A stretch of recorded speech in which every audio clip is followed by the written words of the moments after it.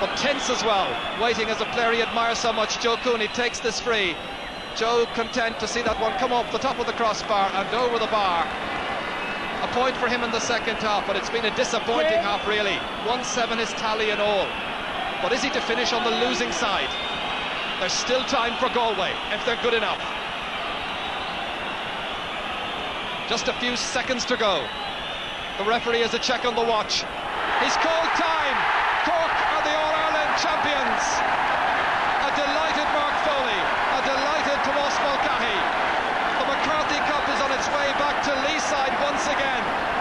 The first part of a possible double has been achieved by an amazing display of heart, commitment, skill, and they win in the end by a goal, 5-15 to 2 goals and 21 points. What an All-Ireland final.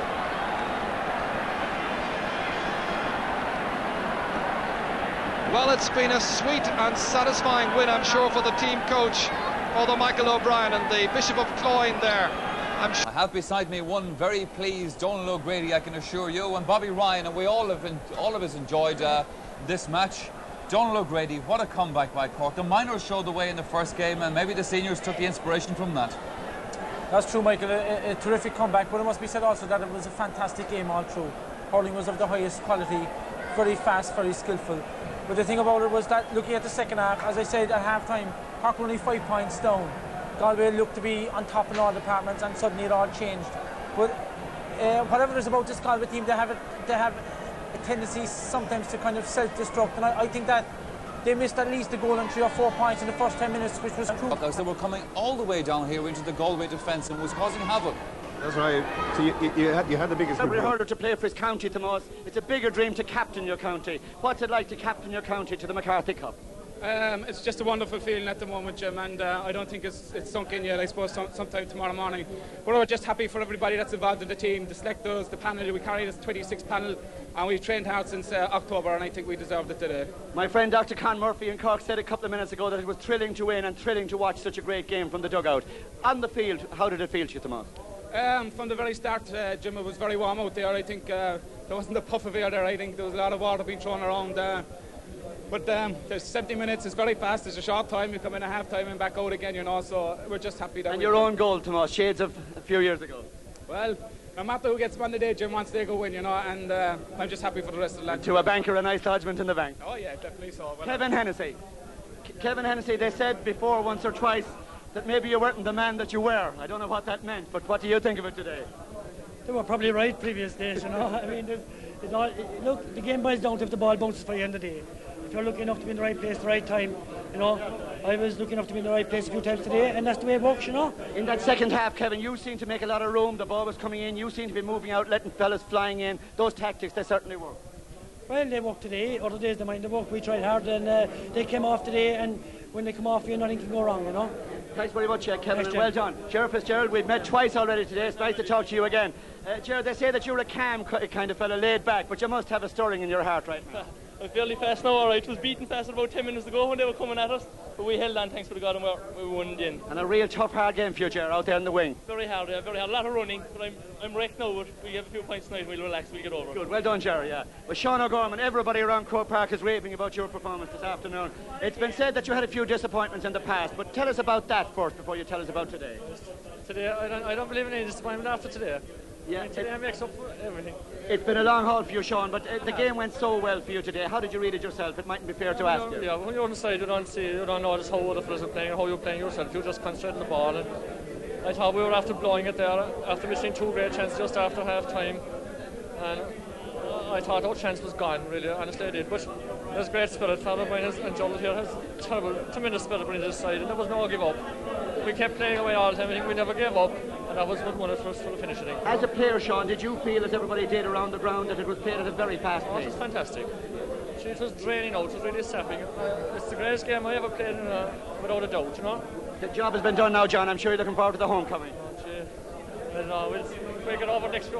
Well, I'd say Sean O'Gorman will get one hell of a welcome in Cork. Well done, Sean, and many congratulations. Gerard Cunningham, nice to see you again, Gerard. We've met in winners' dressing rooms before, and maybe once or twice in a losers' dressing room. How is the feeling still, Gerard, after all these years? Jim, the feeling gets better and better. I think you can never get enough of these things, you know. Winning an All-Ireland must be one of the best things, or one of the best feelings anybody could get. Fantastic feeling. They say sometimes during all sports the goalies have to be a bit mad, but I'd say right now you're mad with happiness. It was fantastic. I think it was a great team performance, you know. The lads outside deserve great credit. I'm glad for everyone, for the team, backroom staff, for the supporters. They wrote us off again today like Thurles. I think we proved the point today. Well done, Gerald. Thanks, Jim. Well, Gerald McCarthy, I'm delighted to see you, Gerald, a great friend of mine down through the years. I was a wonderful admirer of yours as a player, and it's exciting to see you back here as a mentor now. Gerald, it was a little difficult for you today, Gerald, because you probably long to be out there yourself. Well, I don't know about that, Jim, really. The pace of that game today was really tremendous. I think, quite honestly, all lads deserve great credit. To come 7 points down in an All-Ireland final, when you went into it as underdogs in the first place to begin with, it's a fantastic effort on behalf of the lads. But while we were a little worried before half-time, we always felt that the lads did have that capacity to come back, and they proved it in the second half. There's nothing wrong with Cork hurling, and I hope the people who wrote us off throughout the year will have another look at Cork hurling and see it's not too bad. As your minors, a sensational comeback in the minor game, so Gerald, I'd say you have no fears about the future of the old game down there. No, it was a tremendous day for Cork hurling, really. Well, now tell us a little about this man who's beside you, Father O'Brien. This man, it is rumoured, might have to go to Rome to have the whole thing ratified out there. And you'll go with me, it's my chauffeur. Well done, Gerald. They do say that there's a chance of him being canonised, but there's certainly no chance of me, I think. Well done, Gerald. Many congratulations, yes. Father Michael O'Brien, in many ways, this is the Players' Day, but in some ways, too, it's Father O'Brien's Day. Everybody in Cork has waited for you to be up here with the McCarthy Cup winning team, because you pretty much won everything else with them. Well, Jim, you know, it takes a team effort, and I said a few raw things at half-time to them.